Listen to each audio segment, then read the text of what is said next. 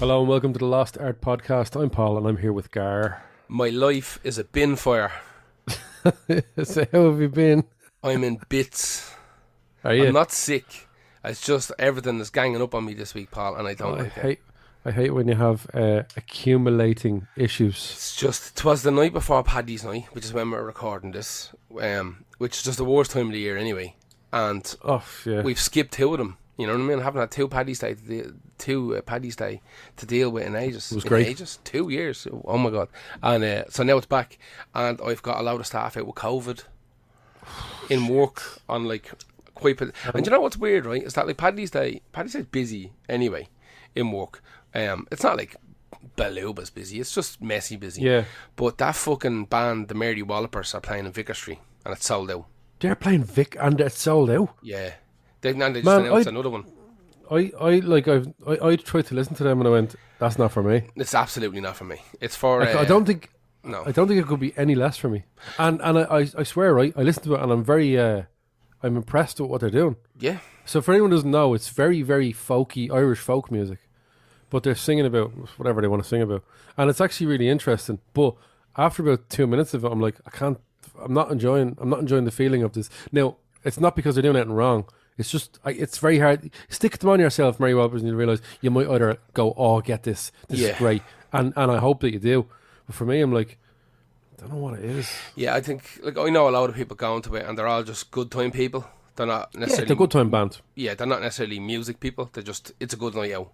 You know what I mean? That's perfectly fine. That's just... Do you know what they are? A band I wish I could like, and they're another band I wish I could like are coming up in this podcast, but they are. I listen to them and go, oh man, I get that. Do you know, I listened to Lancome or whatever like that, and I didn't like them at first, but then they really, really grew on me. So it's like the opposite. Maybe the Mary Wallopers will grow on me. But I doubt it. But they're playing in Vicar Street tomorrow. So, yeah, I'm going to get lifted, absolutely lifted out of it. And I'm down staff and the whole 9 yards. And then I've got two different takes. It's going to be very difficult for you to get staff. It's going to be a swing. I can't. I've got one person who's able to jump in, but they're not able to get in until like 10 o'clock at night. You know what I mean? It's just a shit show. Then, on top of that, I've got two takes. That's horrible. I fucked me back up today, lifting kegs. What else wrong with me? My back is bollocks. My head is still sore. My 2-year headache is still there. I have to go and get a brain scan, did I tell you? No. Tell the people at home, I have to go and get a brain scan, yeah. Because of the headache? Because of my headaches, yeah. Yeah, I was supposed, now, to be fair, I was supposed to like book it 2 weeks ago and I just haven't had time. And so everybody's going to give out to me, make the time. That doesn't work like that. It's 2021. Like there is not the time to make for things, because if you don't have time, you don't get to pay rent and you die on the streets in the tent. So you have to just work until Mother Nature says, there's an old day off for you where you can look after all your bits and bobs. But unfortunately I had to book bloods because I want to get my bloods checked because I was getting mad pins and needles in my hands, but I think it's from nerves. But I had an online GP visit because they're free with work. It's weird going online to a doctor. Really? And God love him, I just like bombarded him with loads of information, and he just went, right, like, you can book your bloods and I'll send you anything. I'd love to get my bloods done. I'm afraid though. Yeah, well, I am afraid. Everyone should be afraid, but I'm fucking getting on now. I have to be getting bloods done. I know, because I was in the doctor a couple of weeks ago, and it was for like it's kind of patch of dermatitis that I needed steroid creams for and stuff like that. And he was doing all the scripts for that shit, you know, for the creams. Was your nipple at you again? No. So it's a little weird. Like 2 or 3 of these little kind of patch things on my back that are just itchy. It's like it's not like. Not fucking leprosy or anything like that. I've no skin problems. I never did. I just had these weird little things on my back, and I thought maybe it was from like washing powder or something like that. It's going on a couple of months now, but it wasn't. I tried everything. Tried moisturiser. I tried fucking having a shower every second or third day instead, because I know that's a big thing. Not drying your fucking body out. And then I tried like showering and not washing me back. And I tried fucking everything, and I was like, I'm going to fucking doctor. I've been to the doctor twice now, and he gives me tablets and it clears up, which is fine. It's okay at the moment, but it's going to come back. I know it's going to come back. I'm going to end up getting a fucking yeah, exactly, a whole new back installed. That's what I'm going to end up. And I just said to him, look, at the end of it, I was like, oh yeah, by the way, I've had a headache for 2 years. And he just said, all right, hang on. And he just That's such a fucking fella. That's such a fella thing. Like they said to me sometimes, as long as you had that, I go, bow. Forever.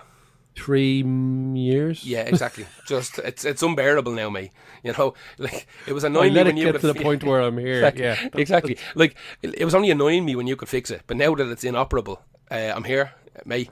Yeah. So yeah, exactly. Yeah. So yeah, he just pulled out the script and he was like, "Okay, I'm going to send you for a head scan." And I was like, "All right." And he goes, "Have you got insurance?" I said, "Mate, like, are you fucking for real? I'm 41 years of age. Like, no, of course I don't. I live in Dublin." And he went, "Can you afford a head scan?" I was like, "Oh, how much is a fucking head scan?" Like, he goes, "I don't know." And I said, "Oh, nice one, doctor." So That's great. So yeah, I have to. It's not that dear. It's like 300 quid. I mean, that's a lot of fucking money when you don't have it, and I don't have it. So I'll figure it out, but I have to get it done because otherwise. Yeah. Or here's what I'm thinking.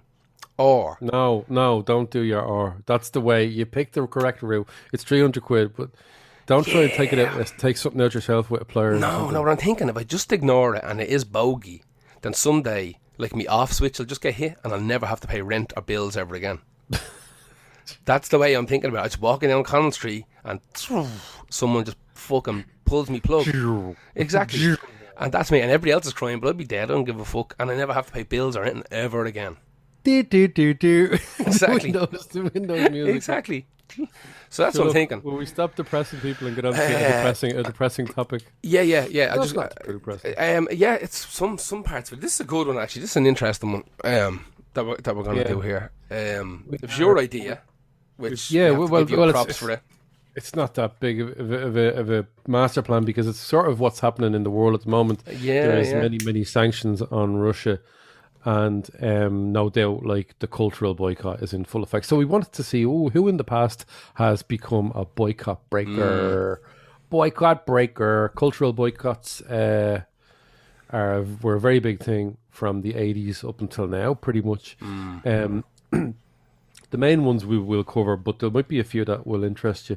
So, you're first, aren't you? I am coming up first. Yeah, we should probably let people know, maybe didn't listen to the last one a couple of weeks ago, that what we're doing now is that people who subscribe to us on Patreon, you get an extra few minutes at the end. All right?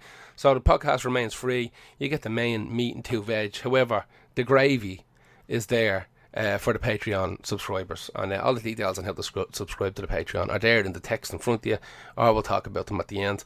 You're not going to miss out on too much. You might miss out on a bit of crack because stuff we have to put behind the paywall, so we don't get in much trouble. Exactly, like what I just me talking about, like weird leprosy on me back and headaches. Like probably should have kept that for the end, but how never? Like we'll get a bit more of that. A taste of the exactly. I'll talk about me toes. Me toes. I'll check out for that. I'll be checking out. Well, look. Yeah, so my first one, for Boycott Breakers, I picked Nick Cave. That's a big one. This is the first big one I remember. In the modern era of music for me. So in 2017, Nick Cave played 2 gigs in Tel Aviv in Israel, and at the time, the whole Israel versus Palestine thing was real hot, right? Like I mean, it's been fucking hot for years. I mean, a big issue for years. Yeah, but it kicks off when there's like huge Gaza raids. Exactly. But at the time, the whole, especially in the music world, like everybody kind of picks a side. You'll see that that's obviously happening now, picking the fucking correct side. Let's be brutally honest. Musicians generally do pick the correct side. So if your moral compass is ever flawed and you're not entirely sure how to vote, like have a quick look online, and if the vast majority of musicians are saying like don't go there and do that, that's probably the best bet. Like just pick that side, you know. They seem to be pretty good, or do whatever the fuck you want. Exactly. And just be wrong, which all these did. Exactly. And just pick your own side of history, and the dollar, because the dollar from these places is big. It's bigger fucking than serious. Dollar. Yeah, it's serious money. Because you're getting better money because you are reinstating some of the cultural goodness to a country that has been in the papers. Yeah, exactly. So Nick basically, there was a whole big thing saying, you know, free Palestine. Basically culturally cut off Israel from kind of Western acts and all this kind of shit. And this was the BDS movement. This is the BDS movement are very strong. Exactly. It was echoed all over the internet. It was on the streets. People were putting Palestinian flags in windows. And to this day, you still see Palestinian flags in windows and stuff like that. Yeah, it's close to the Irish heart, though. You know. Yeah, very much so. So Nick Cave just went, nah, mate, and went over and done 2 gigs in Tel Aviv. Now, like one of the reasons he he performed there was not to go against the kind of trend of anti-Israel sentiment, or not because he was kind of pro-Israel, but one of his things was that he didn't necessarily want to try. One of his kind of reasons that he gave was he said that he didn't want to alienate the country and give them more reasons to act the bollocks. That was one of the things he said. Some of these reasons they come out with that we're going to cover in this podcast are very scandalous. shaky. Like they are fucking shaky. They are rough.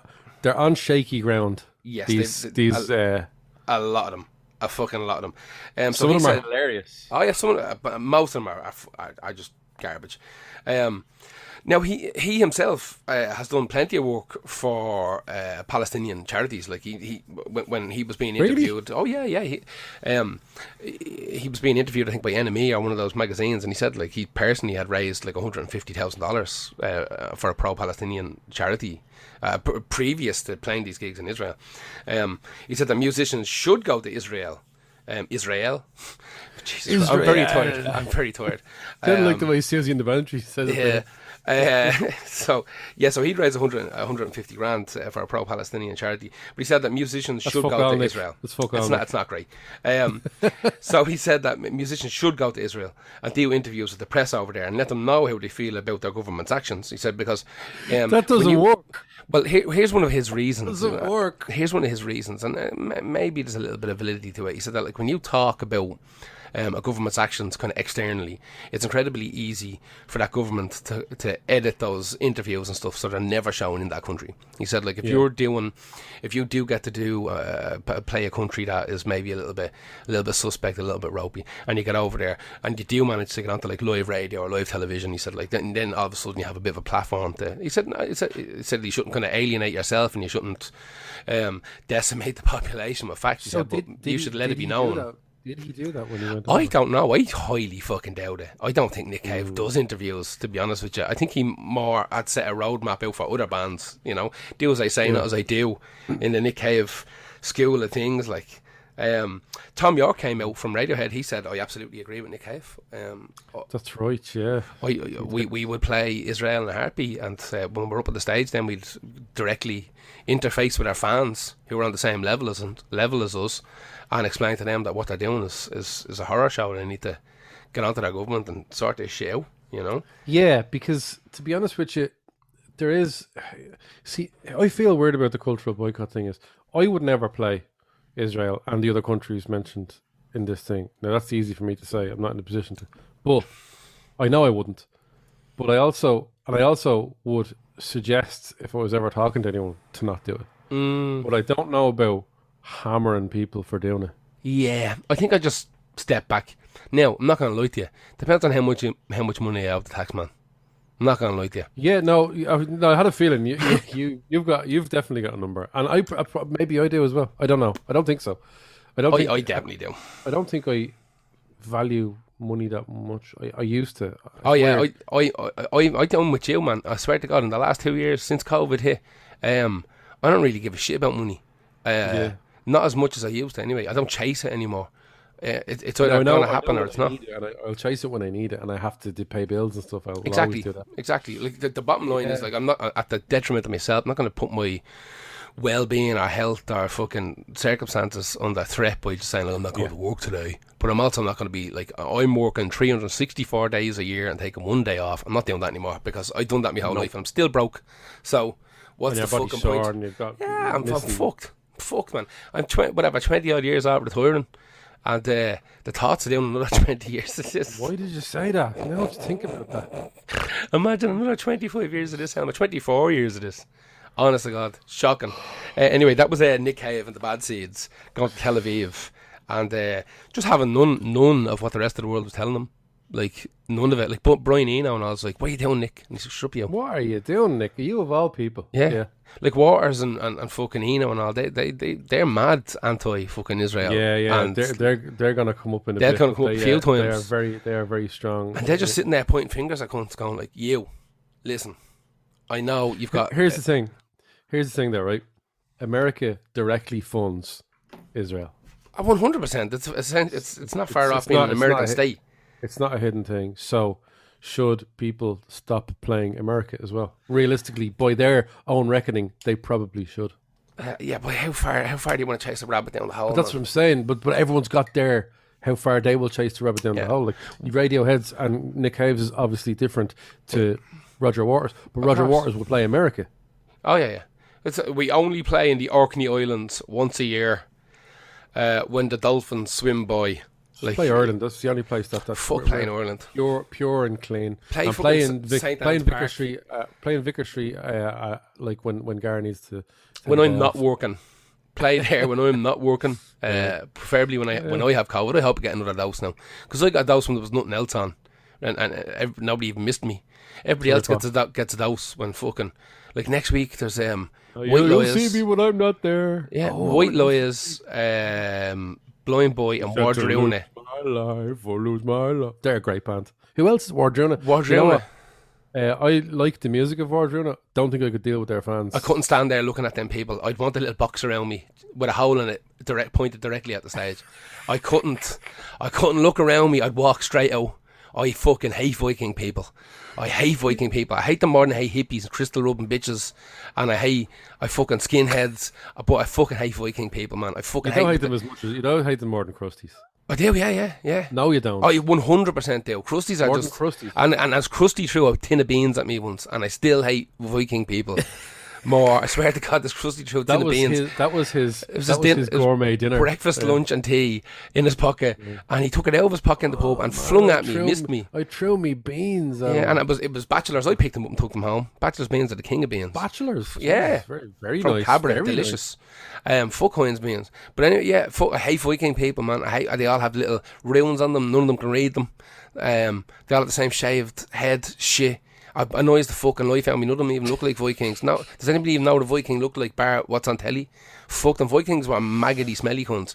These lads are coming in just wearing like woolly jumpers. Get the fuck away from me.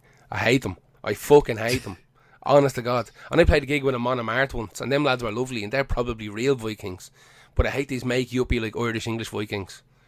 I hate them. I get honest to God, the hairs in the back of my neck are standing up now. Wardruna are Norwegian, as far as I know, or one of those. Yeah, Vikings. Real Viking people. And then, because Irish people, because we got fucking raped and pillaged the fuck out of it for ages by Vikings, and people are celebrating it. They're celebrating it's mad, yeah, it's mad. It is mad. Celebrating a colonising force that rapes their way across our land. Like, it was long enough ago, and they're cool enough looking for Irish people to go, I'll watch that season of Vikings. And I didn't. Assassin's Creed. I turned it right off after the first episode. I've never seen a second of it. I love Vikings, the show, up until maybe the third or fourth season. It's very, very good. And then it gets a bit silly, but this new one, Valhalla, there's a moment in it. And listen, I'm not even going to tell you. Look, we'll do this later, because we are talking We should. We're not talking about boycotting Norway for cultural reasons about what they did to us in the thing. Apparently, Putin doesn't want Norway. He only wants Finland as well. Which what do you want to? He wants Finland. What do you mean wants to? Like, wants to occupy it. It's part of his plan. What are you talking about? He'll never get anywhere near that. He can't even take Kyiv. He can't. Yeah, exactly. He can't even take Kyiv, which is fucking mental. Right. Who then is your? I see your first one, and I fucked up. I added this into the list without seeing that you had done it. So I'm interested on your take. Yeah, I took it out before you saw it. It's all right, I'm interested now on your take on this one. This is a good one. In 1984, Queen played South Africa during the height of the cultural boycott. Now, this was way stronger than I think Palestine, Israel at the time. And this boycott was sanctioned by the United Nations due to the ongoing apartheid at the time. Now, apartheid is the system of legislation that allows segregationist policies against non-white citizens in South Africa. That's the official stance on it. And upon returning to the UK, they were really, really badly criticised when they got back. Queen's justification for it at the time was that they were playing. They said that we're playing to non-segregated crowds, and that we are an apolitical band. So those two things. Now, if you're apolitical, why would you mention the non-segregated thing? So is that humanitarian? Which bits are political? Which bits are humanitarian? So which bits are you choosing? Anyway, they also questioned the fact that Rod Stewart and Barry Manilow weren't getting the same treatment. That's right, yeah. They did in the UK, though. They did get the same treatment in the UK. Queen were fined by the British Musicians Union and shunned by the United Nations, and a lot of media platforms in platforms. There's only two platforms back then at the time. And this is mad, right? Despite how well they did in Live Aid in '85, Queen were notably missing from Band Aid the year before. So do they know it's Christmas time? Despite the fact that they wanted to do it. Although I think Roger Taylor might have played drums on it. Some of it you would imagine has to come down to the conflict. On one hand, they're raising money for Ethiopia, and on the other hand, playing Sun City, which is like the Las Vegas of South Africa. Las Vegas of South Africa, yeah. Yeah, their entertainment capital.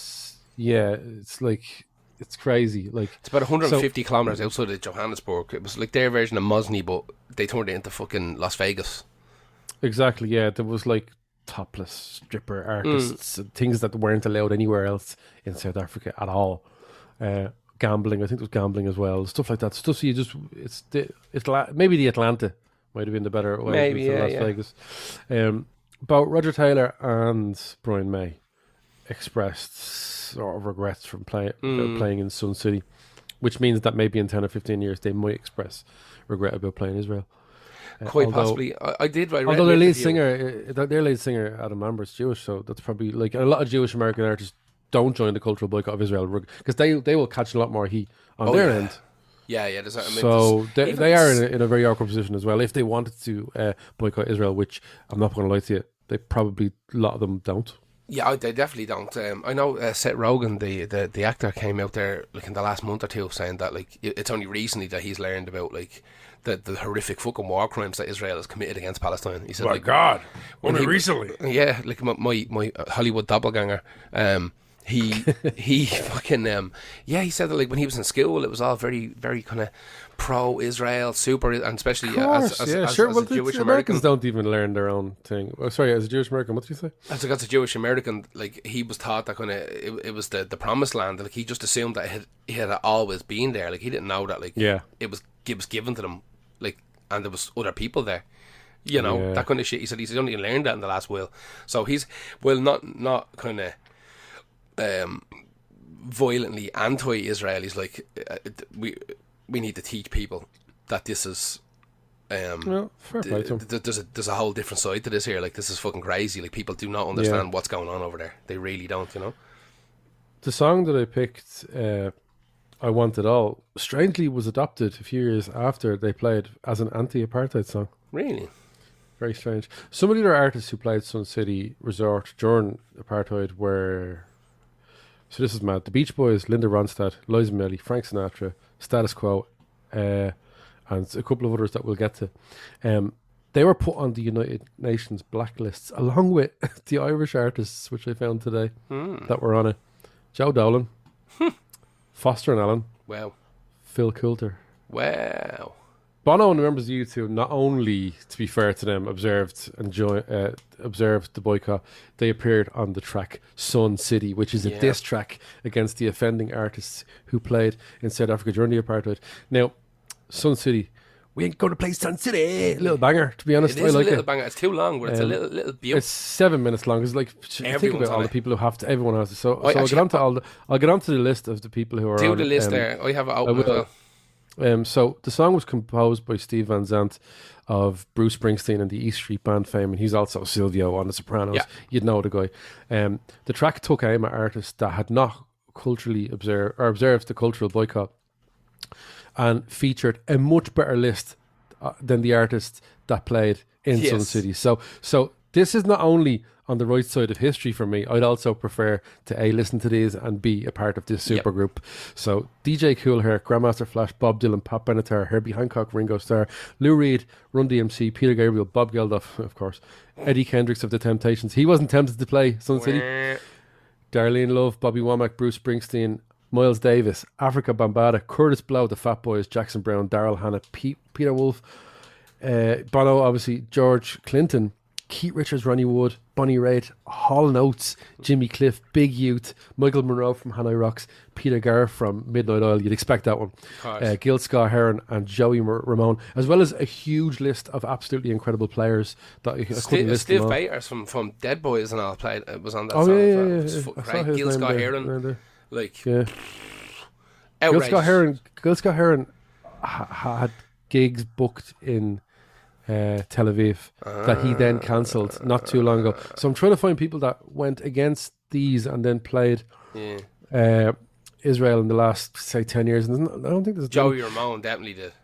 Yeah, probably. Yeah. He's on that song as well. Springsteen and the E Street Band actually didn't play South Africa till 2014. That's miles later. Yeah. Paul Simon was in Hot Water in 1985 because he had the record Graceland using African musicians. That's right.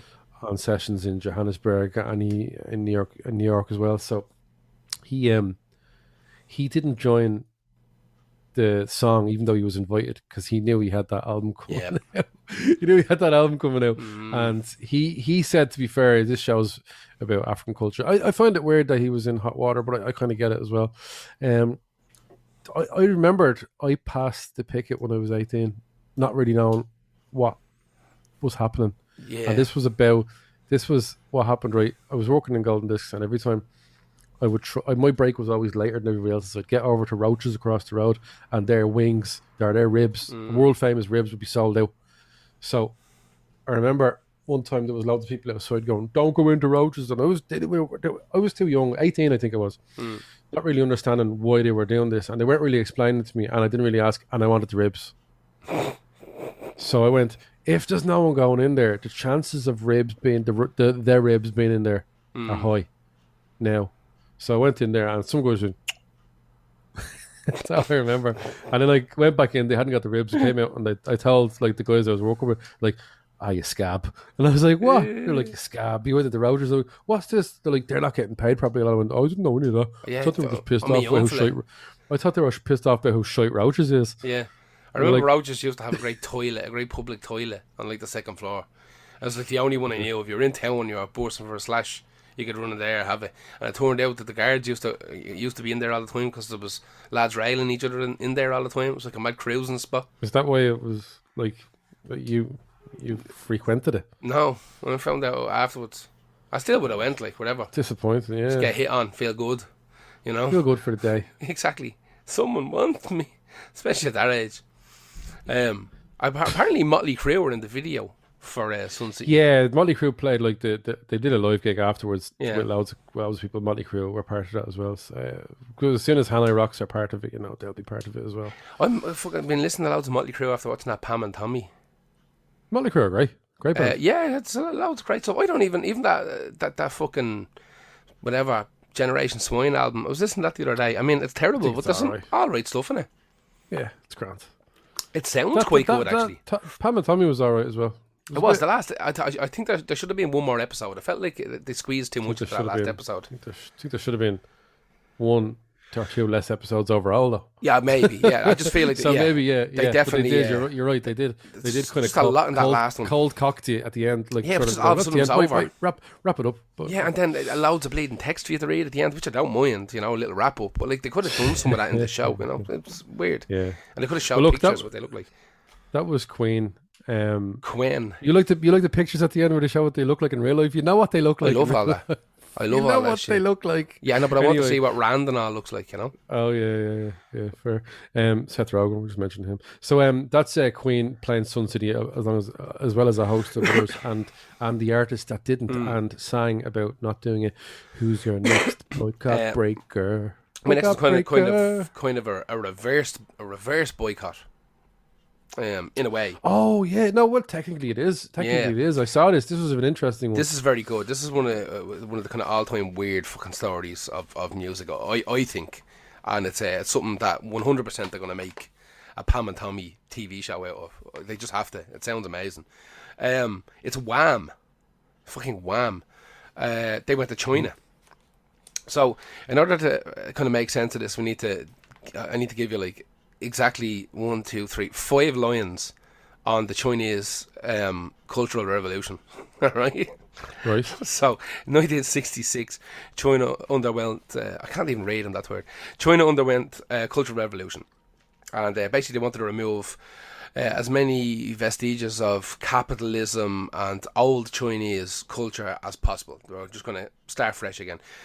Meant that they kicked out or killed tons of fucking intellectuals, people that they deemed to be troublemakers.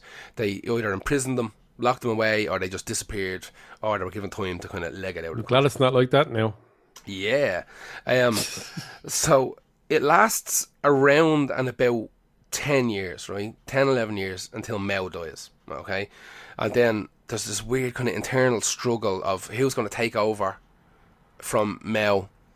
And they're all kind of kicking the shit out of each other, and there's a big kind of weird power play. And it takes about around and about 9, 10 years after this big mash-up of fucking kind of old Chinese culture trying to get one foot back up the ladder in replacement to this kind of kind of Mao's system that he's put in place. And by 1985, China is starting to think, like, what if we're the giant country? We make loads of stuff, and we could make even more. So why don't we maybe open the door a tiny bit to the West, and let's see if we can't get a little bit of foreign investment going. Maybe some companies want to do some business with us, all this kind of shit, and they don't know how to do it. They haven't a clue. Now, around and about this time, Wham, who were managed by a guy called Simon Napier Bell, okay? Wham had kind of signed this deal with this manager, and George Michael had said to the manager, listen, I'm going to give you a year to make us like the biggest band on earth. We want to play every country on earth. It's just that simple. And someone had made a joke about playing China. Was he cutting the roaches, Jax? He might have been. I think it was roaches that he got stung in, wasn't it? Yeah, definitely. Yeah, with a lot of ribs. breaking the book from passing the picket like a scab. Yeah, exactly. So Simon Napier Bell, who's their manager, here's this joke about China, and he's like, shut about China, like no one's ever going to play China. And George Michael's like, you've got a year to get us into China. Yeah.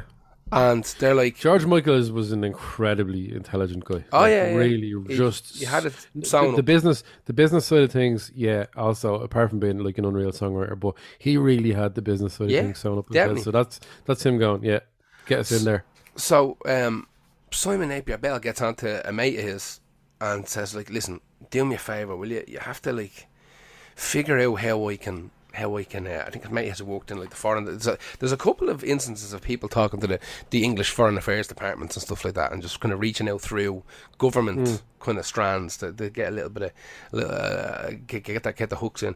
So he starts asking around, and it turns out that Queen's manager is interested in sending Queen to China as well, because Freddie Mercury, as you just talked about, Freddie Mercury had this thing: he wanted to play every country on earth, he wanted to play rock and roll in every country on earth, didn't give a shit about politics.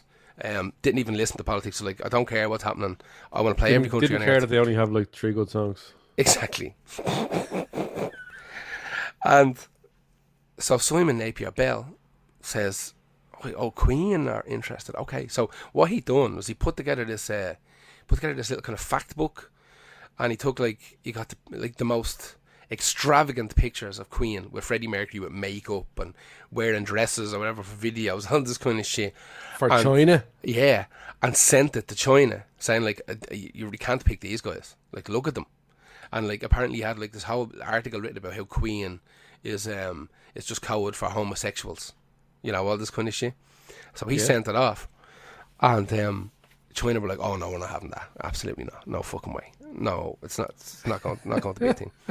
So how he done it in the end, right, was that sabotaged them. Oh yeah, 100%. He just chopped the legs out underneath Queen. So he's thinking in his head, he's like, well, Wham are a very non-offensive kind of pop group. Maybe that'll do the job, you know. So what he does is he gets this tape. He makes this tape, and on one side of the tape, it's a couple of Wham songs that have been kind of edited a little bit, chopped up a tiny bit. Yeah. And then on the other side of the tape, he hears this like famous Chinese singer to cover Wham songs and sing them in Chinese, but with different lyrics, right? So all the lyrics are being changed to like fucking men and women are fighting for the cause. In the workshops, we will work our way to heaven or whatever, right? All this kind of shit. So, and that gets sent to the Chinese government. And Chinese government pretty much the same as Wham, to be fair. Pretty much. So except instead of like social issues, there was like drinks by the pool. Yeah, same exactly. Thing. So your man Simon Bell sends this off to the Chinese government. They're like, this is great. This will do the job, right? So they Now you're talking. yeah. So they booked him on this like a load of gigs. They made a documentary, but they followed Wham around China doing all these gigs in Finally, two straight boys we can put on the thing. finally. And now it took fucking 18 months of back and forward because the way the Chinese do business isn't straightforward. They have to meet people, have dinner with them, and you're not allowed to talk business. They'll shit over, exchanging gifts, and it's all very, very. It's a weird kind of cultural. I like that aspect of the culture. Yeah. So do I. It's kind of interesting. Don't talk business straight off the bat. Exactly. So what happened was they sold tickets to 12,000 people for one of these gigs. And the tickets were the equivalent of about $1.75, and everybody who bought a ticket was given a copy of this tape that had Wham on one side of it and the Chinese covers on the other. I want one of them tapes. I know, yeah, I'd love all that. That means there's 12,000 of those tapes floating around somewhere. That's a lot, though, isn't it? That's a lot of tapes, yeah. 96 television crews showed up because this is like super. This is a big deal, like from all over the world. They showed up, and apparently, like dancing wasn't allowed. Like the Chinese police were there, and if they saw people dancing, they'd like pull them out and arrest them, because like dancing was seen as like gay. Well, no, it's just bad. But everything in China was like at that stage was like, do you know what? Like open homosexuality is probably such a mental concept to them that they probably didn't think they had to worry about it. They probably thought it was well, they exactly didn't need to worry about so it, alien. You know what I mean?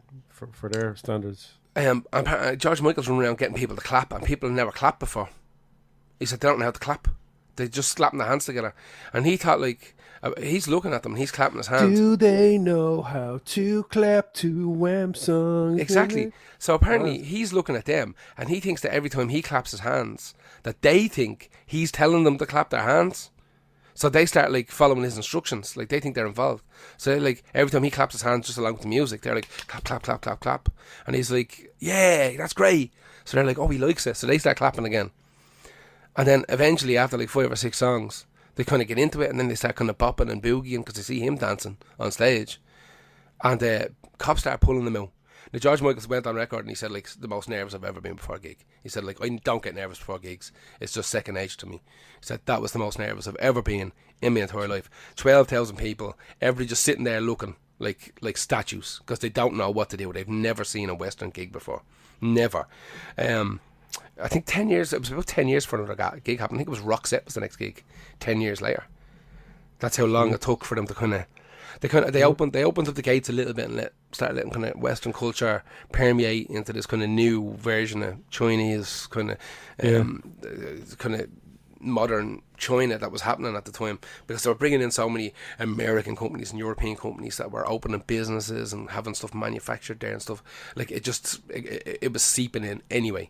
So I think they thought, well, let's kind of control it. We'll bring the right groups in. We'll make sure it's all organised, clean, and it's not going to disrupt kind of the working week and all this kind of shit. So as I said, kind of a reverse. China blocked out everything for like almost 20 years. They were not having any of it, and it took a Wham. A self-cultural boycott of Western influences. Exactly, it took Wham to break the walls down. Wham, imagine, Wham. Anyway, that was Wham. I don't even know what song I picked. Who cares? And can I even see it? Club Tropicana. Why not? Just why not? Who is your next one? My next one is Elton John, who is South Africa and Israel. Ooh. Not a fuck given by Elton John. Despite requests from the BDS movement, other artists and some of his fans, the money in South Africa was too good and the money in Israel too good. Loves the money, loves performing under the guise of I'm not political, this is just what I do, I'll go everywhere around the country. Yeah, that's grand. Look, whatever. 10 years later, actually, after this, he played Sun City again and he moaned about being swarmed by insects and he was getting all pissy and ratty. It's like, yeah, he, after giving it the big one, goes, South Africa's unreal. Absolutely unreal. I love playing there. I'm going to play there all the time. He's like, it's free. So, something weird happened. This was about Israel in 2010, I think. The Elton John's concert director said that just came out randomly. Uh, Sully Weiss, I think it is, or something like that. Weiss. I don't know if it's male or female or indifferent to it, but I was going to call them Weiss from now on because I don't understand their first name. They came out and said artists are refusing to sign a declaration of loyalty to Israel as a condition for coming to Israel. Wow. And the interior minister for Israel was like, what you talk about? We never had anything like that at all. We never said anything like that at all. And that's wacky and crazy and a blatant lie. But it's mad. Trying to find anything on Israel gigs and boycotts now. The amount of like extremely pro-Israel websites that are just slamming the BDS movement. You're we're not used to seeing that so much, but if you're checking online for research and stuff like that, they have the Google results sewn up for all these things. Do you know what I mean? So most of them were statements from the minister or the interior minister saying we never anything like that. We would never ask someone. All we say is we want you to say that you've never done anything bad against Israel and you never would. Like, that's a weird way to put it. Yeah. It's a weird way to put it, but that's not muchness, quite, really. Yeah. So what does Elton John have to say himself? Because they love having these, right? He played Tel Aviv in 2010, while other artists were cancelling at that time, like Pixies and Elvis Costello. Elton John went on stage and took a swipe at them. He said, "We do not cherry pick our consciences."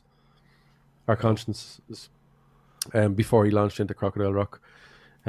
He said, after the gig, I was approached by different groups and political bodies who asked me not to come here. I refused. I do what I think, and I have many friends who support Israel. So, Elton John himself recently called a boycott for Dolce & Gabbana I've seen that, because of their shy comments denouncing gay couples adopting, which, what I agree with him, does sort of feel like he's cherry-picking his content. Of course he is.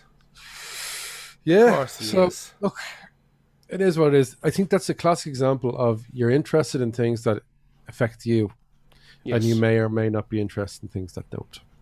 So 100%. So yeah, Elton John is a habitual boycott breaker. Doesn't give a fuck. Will come out and say, "I don't give a fuck." So he also came out and said, "I know you think I'm the gay little piano man, but I'll batter all yous and kill all your kids." He said, "I know you see me sitting there tinkling on the ivories, but I will literally cut you from gullet to toenail, and I won't even think twice about it, and I'll murder your whole family." Did he say that? No, I didn't think so. I reckon he could, though. I'd say Elton John's a little goer. Yeah, I'd reckon he'd bat you. Absolutely. Yeah, I'd say he's a fucking madman. Yeah. Gets very angry. Gets very, very angry.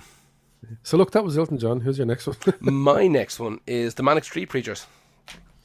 This is another mad one because this is a cool one, I think. Yeah, this is again kind of it's interesting. I looked at where they played and I went, do I disagree with this? No, maybe no. I don't know. I don't know. The whole USA Cuba thing is, I don't know, man. It's very like all of them. It's complicated and it's bigger than me. And I don't know. On one side, you're like America don't like them. They have to be all right. You know what I mean? Like the kind of little rebel streak in you is kind of like that, you know. But also they're on fucking America's doorstep. They have a completely different ideology. Like, of course they're not going to get along. And of course, like I don't know. It's weird. The Manic Street Preachers as well. Yeah, like the Manic Street Preachers tried for years to break America, right? Like every other band, and it didn't work. Should have written better songs. I think they have a load of really good songs, but they're spread over too wide a margin. They just annoy me for some reason. Yeah, I think their albums are very different. Yeah, they're all very different. I think they've one perfect album, and they've a bunch of albums that are good, and a couple that are dreadful. I think Holy Bible by Manic Street Preachers possibly one of the best albums ever made. It's up there. It's fucking incredible. But anyway, so they tried to break the States a bunch of times, like every other fucking band, in the history of the world. It's just, that's where the money is, that's where the fans are, that's where the deals are, all this kind of shit. And it never really worked. And I think they were a little bit bitter about it. And they decided that Nicky Wire gave an interview saying that like Cuba is like a shining beacon on earth, that like the whole world has not been Americanized yet, and we always wanted to play Cuba. Now Cuba is very anti rock and roll and pop music, very. Right, I figured. Yeah. Right, it's just not for them. There Cuba would might be. have been a lot of people thinking that Manic Street Preachers shouldn't be playing there. Am I right? Yeah, Surely, definitely. even though it's not middle of Cold War or anything. Yeah, like I don't know, man. There would have been, definitely would have been. If there's actual like economic sanctions, Yeah, exactly. Like, that's still to this day. like you there's can't buy economic cars sanctions. Yeah. rolled on the ties. Now of a they undone a lot of sanctions a couple of years ago. This is pre all that shit. Yeah. And Fidel Castro, as much as he's, you know, was a kind of cool counterculture icon and stuff like that. Like there's you talk to anybody who grew up in Cuba. I've read many interviews and listened to many interviews with people who grew up in Cuba under Castro, and they fucking hated him. They fucking hated him. He was a pure dictator, you know, an absolute. I know. Like, yeah, I'd say hunger is that kind of motivation to not be down with like the coolness of communism. There's a mate of mine. Not communism in theory, but communism the way it played out in exactly almost every country. There's a mate of mine, Adrian. He was in 20 volts, and he's a couple of years older than me. But he says he remembers for Christmas every year they used to get oranges sent over from Cuba. Oh. Like that was their Christmas present, a Cuban orange. Like, where was he from? Poland. Oh yeah, you were telling me this before. Yeah, that's what like. But the it's, imagine how good that orange is, though. Imagine how the fuck do you get a fucking orange from Cuba to Poland and not have it rotten? I don't like. How do you do that? It last ages. Back in the fucking like 80s and shit. I don't know, man. It would have taken a while. It had to have taken a while. It only took a while when the Panama Canal was blocked. Yeah. Although I don't know if they even go through there. That's my. That was American terrible controlled. geography. That was American Terrible controlled, geography. wasn't it? In the 80s. Yeah. I think it was. I don't know. So they played the gig, did they? They played the gig? So they had a mate of theirs who was a politician, and they got in contact with him, and they reached out again via the Foreign Office, and got in contact with Cuba and said, "Listen, we've got this band, the Manic Street Preachers. They're a bit communist themselves, you know." Very kind of anti-America, anti-everything, because they're Welsh, and they'd love to play Cuba. And Cubans hemmed and hawed about it for fucking ages. And then they said, "Do you know what? This might be a nice little fuck you to the rest of the world, because the economic embargo against Cuba had been going on for fucking so long that like no one was allowed to play Cuba." To begin with, no, like people weren't even really allowed to visit there. You had to get special state sponsorship for special reasons to go to Cuba, and vice versa. And they figured it out. They'd done it. So they played in this hall called the Karl Marx Theatre, and it was attended by how many people went? 5,000 people. The tickets cost 20 cents, and Fidel Castro himself actually went, which is mad. Now apparently, Jesus. He went. Now apparently, in order to play the gig, the band had to sit down with Fidel. Like Fidel was like, "I want to meet these boys. I want to talk to them." Check them out. And this is before they went on stage. Like this isn't like a week earlier. So before they're due to go on stage, like the boys are backstage and Fidel Castro sitting there, and like pretty much Cuba had only really allowed kind of Cuban music and Cuban instruments to be used in Cuba. You know, like there was no rock and roll, no pop, nothing like that played on the radios. Exactly. All that fucking Buena Vista social club stuff. And, the Dexter theme tune. Yeah, exactly. All that malarkey was getting played. So they sat down with Fidel, and Fidel was asking them about, you know, where they're from, what they do, blah blah blah. Before they went on stage, apparently there's a really cool quote where I think Nicky turns around to Fidel and he says, "Oh, I'm sorry about, you know, how loud this is going to be. You know, rock and roll band's going to be very loud." And Fidel turned around and he said, "Is it as loud as war?" And the boys just went, "Alright, that's fucking weird." And they ran out on stage. And I mean, what did they expect him to say? He has to say cool shit like that. exactly. Cool, badass movie quote thing. Exactly, yeah. It's weird. Now, apparently in the Is it as years... loud as a Welsh mine? He should have just kept it going. Kept one-upping him the whole time. Is it as loud as a Swansea tenor? No. A Swansea tenor. Now, apparently, Billy Joel... Tenor, not like a tenor. Billy Joel and Chris Christopherson had played Cuba on the sly just before this. Like, they went over by themselves and done kind of solo gigs. And I was there little, like... In little moustaches incognito in the back of a bar. Exactly. Played it, mate. Played it, though. Exactly. But this is like the first kind of rock and roll gig to be held in fucking like 20, 25 years, something like that, in Cuba. So, there's, again, another fucking boycott breaker, the Manic Street Preachers. Yeah. As I said, I think they done it out of spite because America didn't really accept them. I really do. Like, I think if they were huge in America... They don't seem that kind of band. But well, here's the thing. If they had got huge in America, they wouldn't have done Cuba because it would have rubbed people the wrong way. But we could be wrong. I don't know. I just have a feeling that they were like, fuck America. Like even that reason was like, Cuba is the last vestige of, proof that the world doesn't have to be Americanized. We're going to go and play there. Which is, I don't know, it's fucking weird. I don't know. Yeah. I just get the feeling that it's just a bit of a fuck you. Look, they're still a rock band and it's still a wanky move. They're not delivering aid. Exactly, yeah. Yeah, they got paid. In oranges. Which they sold to the Polish. Yeah, exactly, yeah. Anyway, that was the Manic Street Preachers. Who is your next one? My next one is Lieback. And I'm not sure if this is a cultural boycott or not, but it would be if this thing happened more often, which it didn't, because they played North Korea. So I think they completely will always get away with it because everyone went, we haven't thought about boycotting it because mostly people aren't allowed to play there on their end, and mostly people don't choose to play there on the other end. Why would you? So, but these are the first foreign band to play the quite fascist North Korea, and they are quite famous for having fascist aesthetics. Oh, okay. Because they are a Slovenian industrial neo-folk dark wave band. Oh, suspect as fuck. No, man, you just don't get it. It's just the aesthetics, man. Once I hear fucking neo-folk and shit like that, I'm like, I know. So you're hiding. Let's start off with the name of the band. Lieback is the name that the German historical name for the Slovenian capital, Ljubljana. Okay.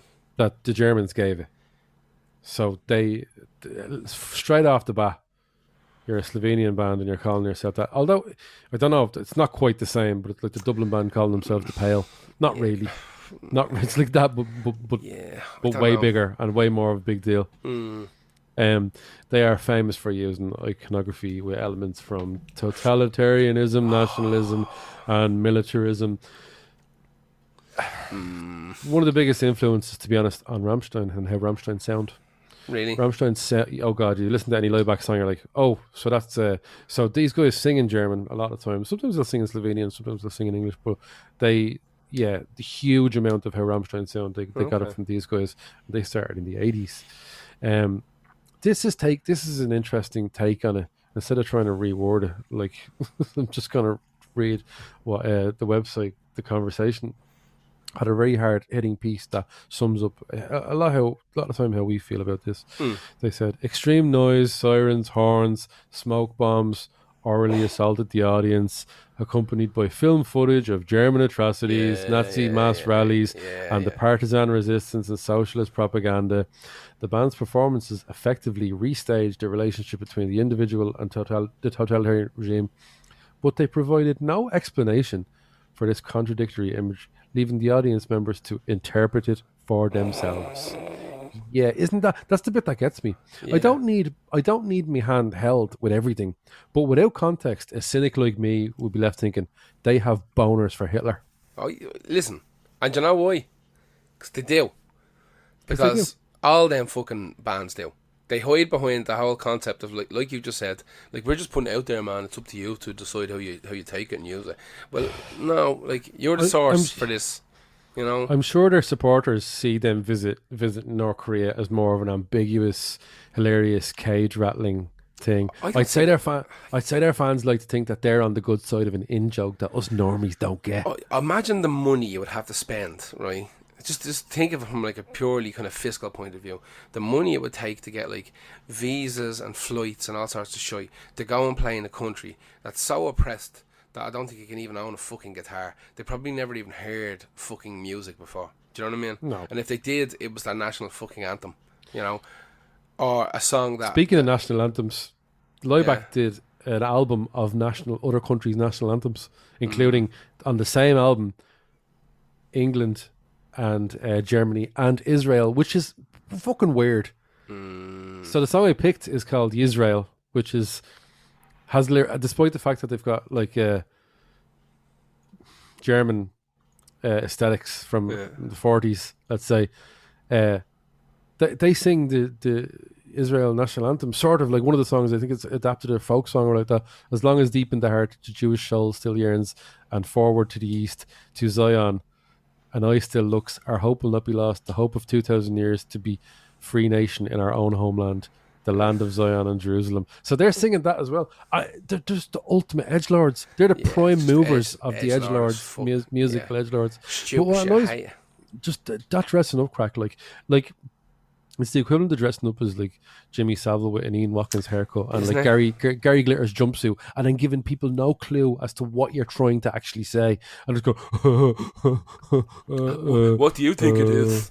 Well, how about I just take the skin of it, right? I just take it at like surface level, and I see that you're absolute fucking goons that shouldn't be given a platform. How about that? What I don't get is, I'm not tick, you're not tick. We're waiting for the punchline. And it's never going to come because it's up to us to create the punchline ourselves. That's what they want.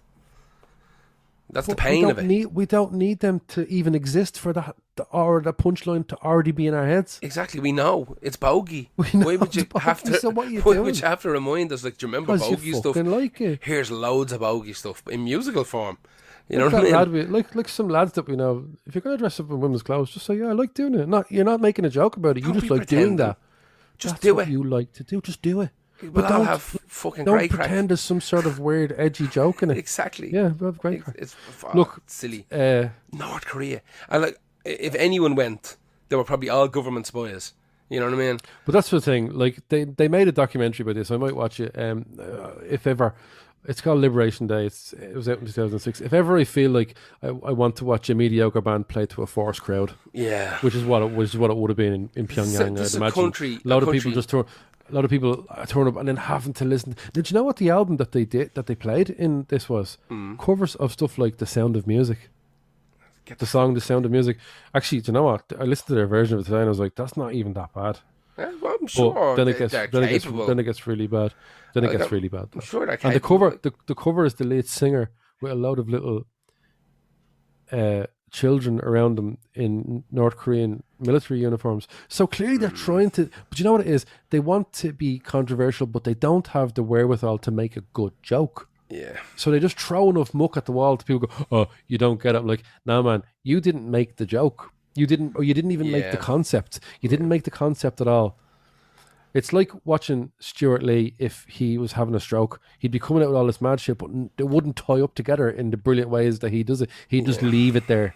And Liebeck are that band, and ropey cunts like them, and they allow ropey cunts to like them, and they don't call the ropey cunts out. So that's the bit I don't get either. Because they might be a bit ropey. Of course, the fucking ropey. I'll look more into this Liebeck band now, because I remember listening to them years ago and going, no, it's not for me. Who's your next one?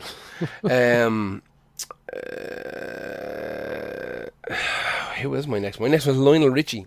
I forgot to turn the page in my book. Lionel Richie. This is a weird one as well. This one is 100% money orientated, right? This is nothing to do with anything. I know it is. Because it has to be. All right. So Lionel Richie played Libya in 2006. Okay. Right. Yeah. Now the USA had massive sanctions against Libya up until around 2003, 2004. That's right, shit.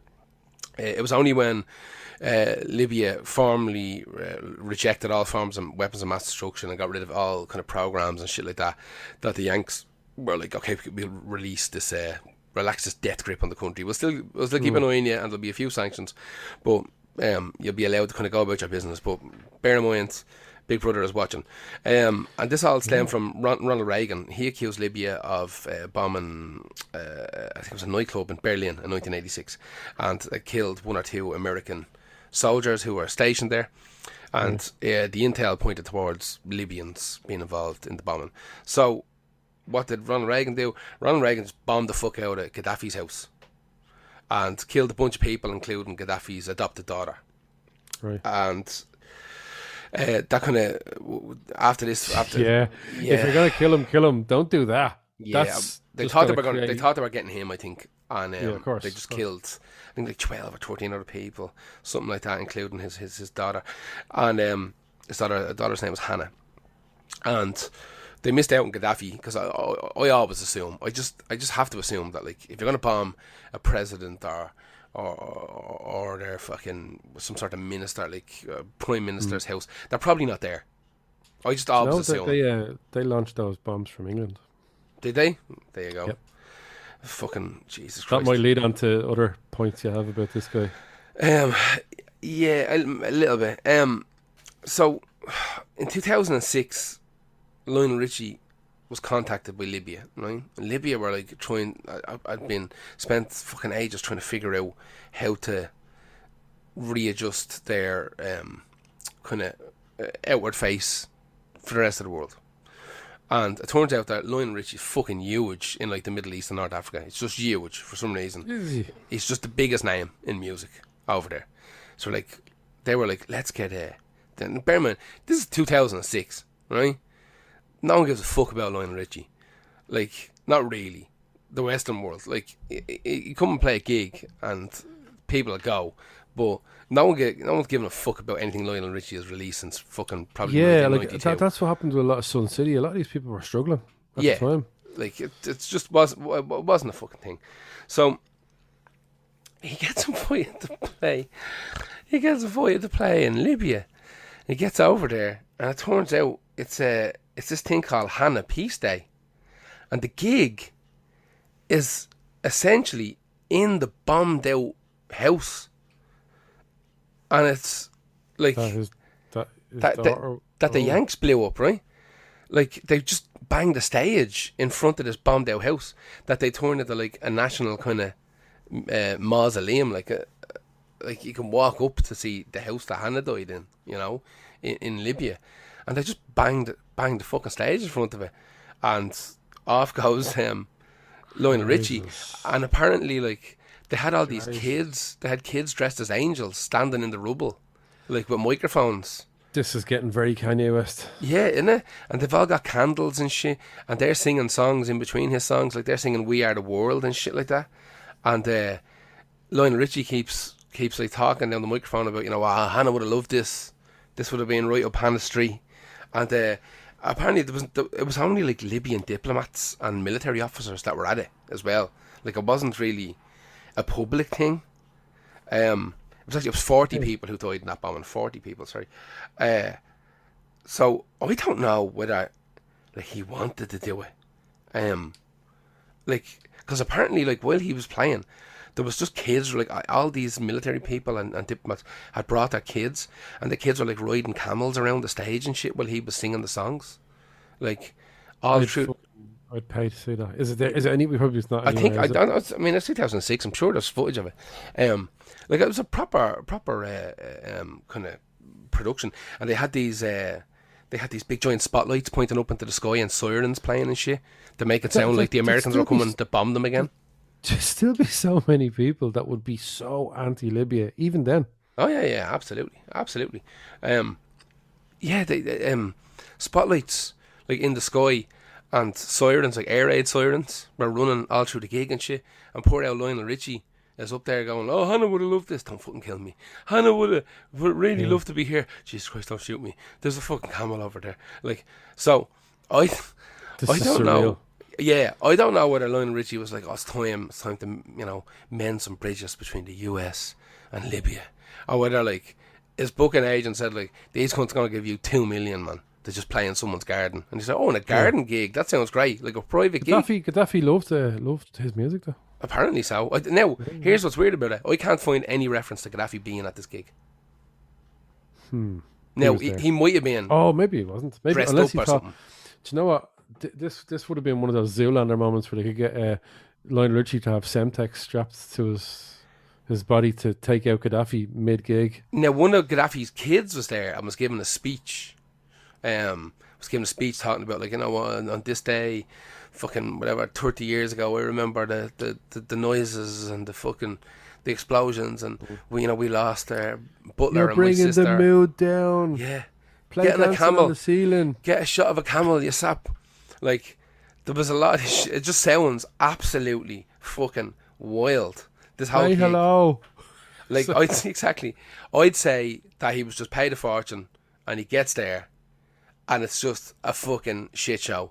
Like, they're using, like, what they consider to be the biggest American singer in the world against America to show America that they're no longer a threat and you should come and do some business in fucking Libya now after you bombed the life out of us.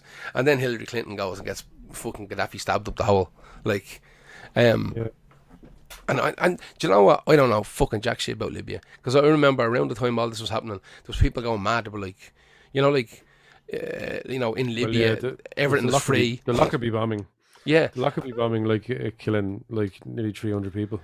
That they took responsibility for. Yeah, was what like would turn a lot of people off Libya. Absolutely. Now, Ireland's relationship with Libya is a bit more complicated. Because we didn't stop importing certain things from Libya. Of course we didn't. Certain plastic explosives that we were... Listen, in World War II, we were having the best of crack with the Nazis. No one talks about that. We were having...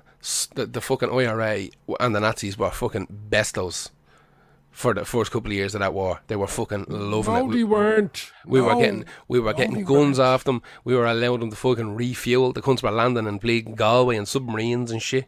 We had radio stations dedicated to them. They still bombed your gaff. They did bomb my gaff, and they actually put up a statue in Fairview of an IRA hero who was buying fucking guns off the Nazis like a madman in World War II. And every couple of months, allowed a like Antifa gang come along and saw his head off and throw paint on it and shit.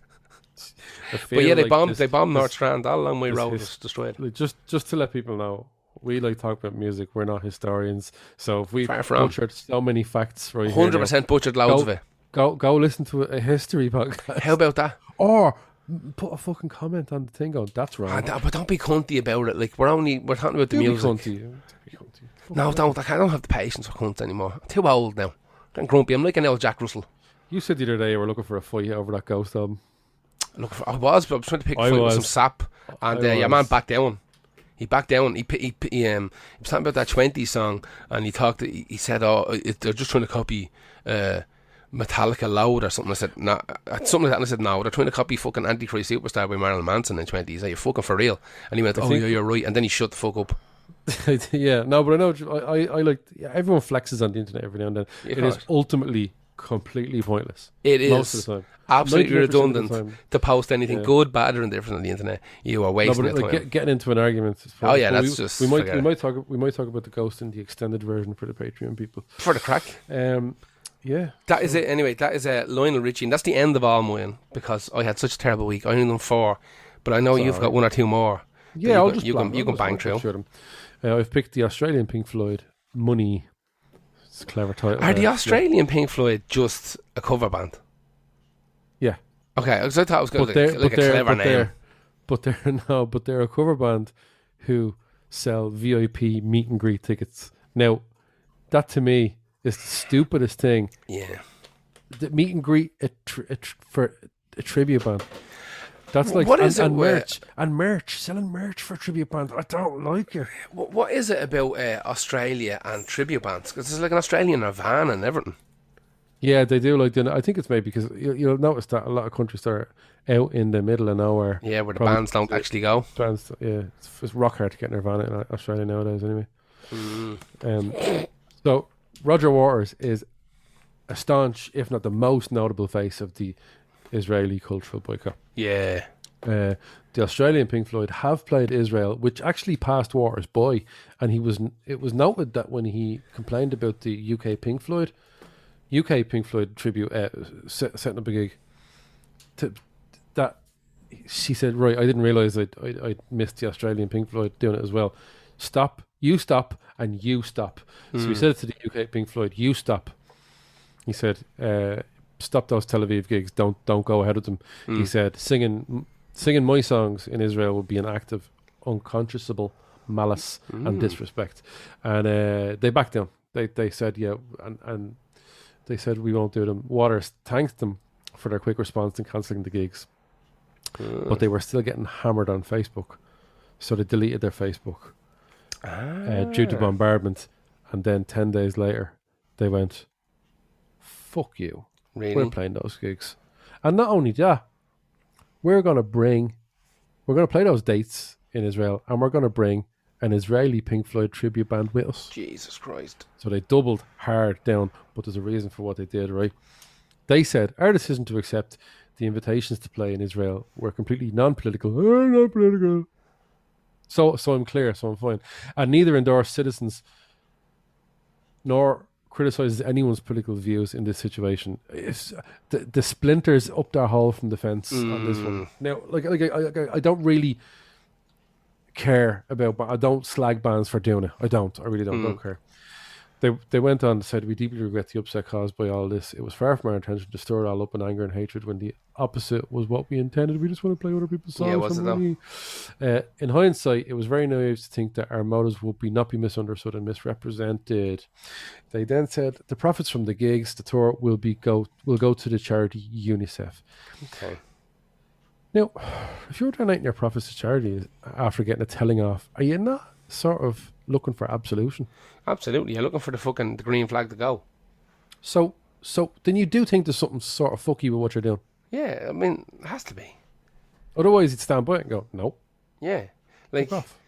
If you're in a covers band, right, or a tribute band, or whatever the fuck they are, still to this day I don't truly understand. I think tribute band do the whole stage act and a covers band just play the songs, but whatever. A cover band is usually a band that covers more than one artist. A tribute act just is a one usually act. one. Okay, Yeah. all right, okay. So you're in this tribute act, the fucking Australian Pink Floyd show, whatever, right? And your gods that you've been emulating for a career are absolutely against playing in a particular part of the world. Like, now, bear in mind surely, that either, I think Australian Pink Floyd either own or are leasing genuine stage setups from Pink Floyd's gigs. that's a lot. So I think that came into it as well. Either like Waters threatened to take some of that. I think I read something like that. That's fucking weird as fuck. That they'll rent actual gear. So what this band did, they went over and they didn't play any of the songs that Roger Waters had written. Okay. Step in the Israeli tribute band. Picking who up the came slack. in and played all those ones. They picked up the slack and played all those ones. I'll tell you a secret. I have never in my entire life listened to a Pink Floyd album. Have you know? No, I never listened to Dark Side of the Moon or Animals. I know a bit about them.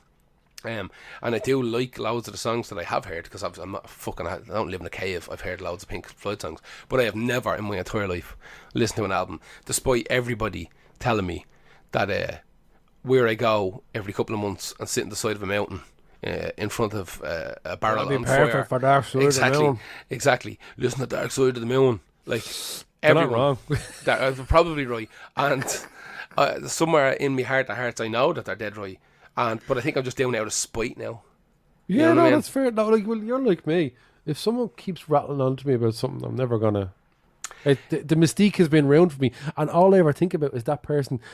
Like, I see a little thing like in The Simpsons, a cloud forming someone's face, going, "See that thought in your head that you like this? Told you." Yeah, well, That's that would what I make me hate it, even if I thought it was unreal. I'd be like, do you know what? Yeah. It's like what I done today. I went to Penny's and I bought one of them Wu-Tang hoodies, right? But I'm not going to wear it. I'm not wearing it.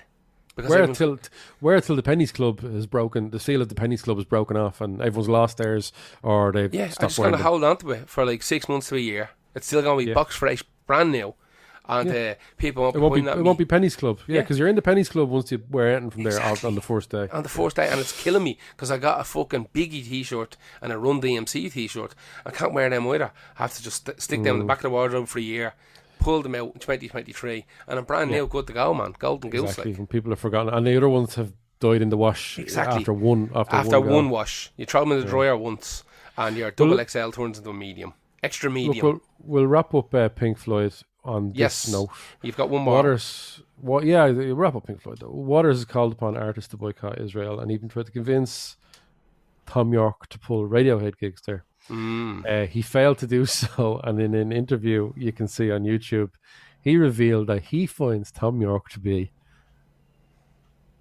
Do you reckon he goes hard or soft on him? I'd say he goes hard on him. Self-obsessed, narcissistic, drippy little prick. Drippy little prick is a really good way of describing Very Tom good. York.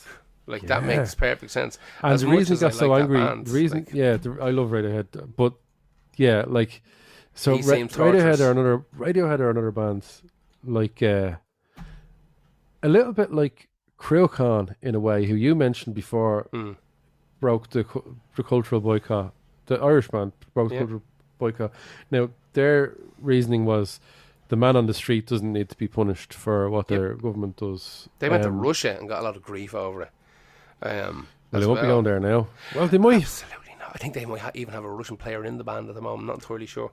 But yeah, they went to Russia around the time all the fucking Pussy Riot stuff was kicking off. I think they played Israel as well. They did play Israel. Yeah, they were making like a That's career out of going to fucking spots they weren't meant to go. Yeah, well, look, there's a lot of people that Tom York is the same. There's a lot of people that believe they don't necessarily disagree with boycotts. I think it's been proven that economic boycotts plus cultural ones do affect things, do work. But Tom York doesn't agree that cultural boycotts do anything. A lot of people don't. They just don't. They say, I don't. Look, you wouldn't imagine Tom York being, and Radiohead in total, being very, very aware of social issues, would know what's going on in Israel. But I think that some people will still go, right, I don't think us cancelling gigs helps. I think it's worse to do that.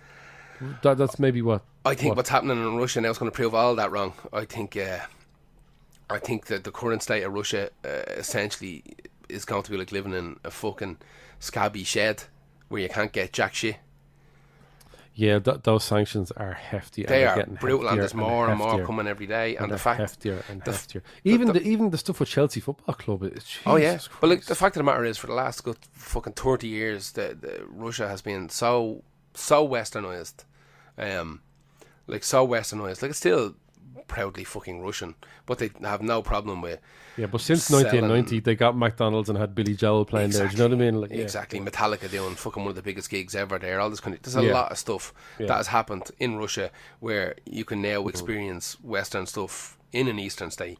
Now that's gone. That's just gone. You can't get Spotify, you can't get PlayStation, can't buy fucking Lego.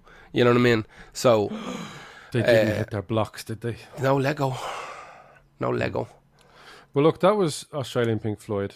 And I'll do another person who did play Russia, and his next song is Russians on the playlist. I hope the Russians love their children too. Topical. It's Sting, not the wrestler though. Although Sting the wrestler performed in Israel last year. He definitely did. Yeah. Ex-Police, the band frontman. He played Israel. I don't think he's played there. Sorry, he didn't. No. He didn't. He didn't play Israel. No. Okay. He hasn't played there since 2006. Okay. To be fair to him, he is, however, a little plump whore for the dodgy private gigs over the years, and he's played weddings of the daughters of Russian oligarchs. I don't know whether I find these ones less dodgy because they are not culturally impactful. Really, if they are private, they are dodge. Private hires. Yeah, they're not. He's not playing to 50,000 people, normalising murder and occupation that's happening down the road. Although he's not setting out to normalise anything actually if he's just doing a private gig. So I don't know how I feel about they're less dodgy in the sense that they're less culturally impactful. Yeah, I might give private gigs a pass. I might give them a pass. I don't know. It depends. Like, Although I shouldn't, look, but I think I will. well, he himself has said in the last few months after what's happened, because he did a lot of gigs for Russian billionaires. He said, Can I just say that oligarchs and oligarchy are two of my favourite words ever. Great word. To say. It sounds like a Russian oligarch sounds like something you'd read about in a medieval fantasy novel. Yeah, like a big giant troll with a. I fucking love saying it. I don't really know what it means, but I keep saying it all the time, and I don't want to know what it means. But I have to say, honest to God, hand on heart, one of my favourite words to say: oligarchy. Like, it's one of those words that, like, I say when I'm going to sleep in my head. Yeah. Do you have words like that? Get stuck in your head, just going to loop. In your Oh head? God! Like, that's my life. Like, just, just oligarchy is my one. I just keep saying it all the time. So he was doing private gigs. Yeah, I think I'm going to give him a pass. Oligarchs are people who got a lot of money in the 90s due to like Russian privatization. I don't really know the full deal with it at all, but a lot of the money is sketchy. So Sting said the days of performing for Russian billionaires are over. Okay. He said he is appalled by recent world events. It will not play any shows for anyone connected to the regime in future. The big one that he did, though, so fair play to him. He didn't do Israel, I don't think, after 2006. That's quite a long time, you know. That's sort of before it really kicked off with. I think the BDS movement started in 2005. So if you're doing gigs then, it's not full heat. Yeah. He didn't do Israel in full heat, and he hasn't done it since. So he's obviously making a conscious decision not to. His big one though was October 2009 when he was paid reportedly over £1 million to play a show organised by Gulnara Karimova, who is the daughter of dictator Islam Karimov, Uzbekistan's leader for 27 years. If you look over this guy's whole career, he has a terrible human rights record, some really, really terrible atrocities, and I'll just name a few of them. Every little thing she does is magic. Do, da, da, da. All for Love with Rod Stewart and Bryan Adams. But getting back to the dictator, this guy is probably worse. Possibly. So Sting has like a decent reputation for social issues. So he was sort of targeted then. People wanted answers. So he said, look, I played Uzbekistan a few months ago. The concert was organised by the president's daughter and I believe sponsored by UNICEF. I am aware of the Uzbek president's appalling reputation in the field of human rights as well as the environment. I made the decision to play there in spite of that. Oof.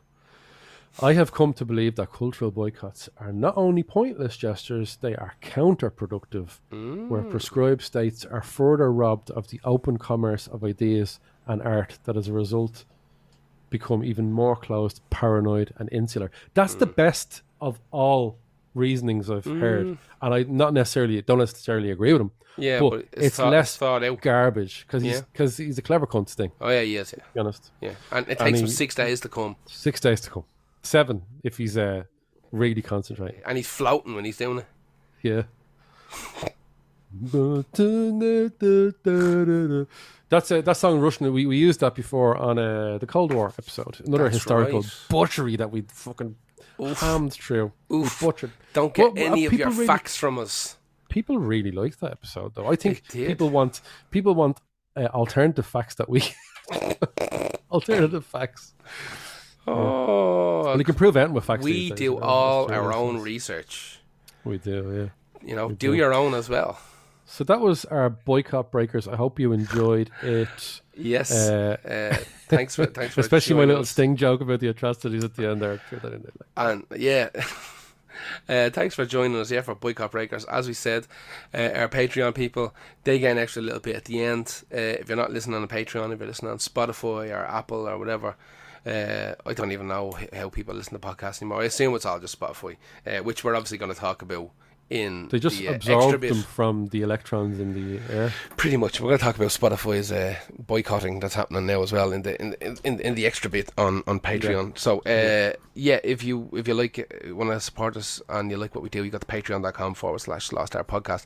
It's cheap. It's a couple of quid a month. You don't have to stay signed up for a month for like a year. You can jump on for a month or two and then jump off, whatever, or you can keep supporting us.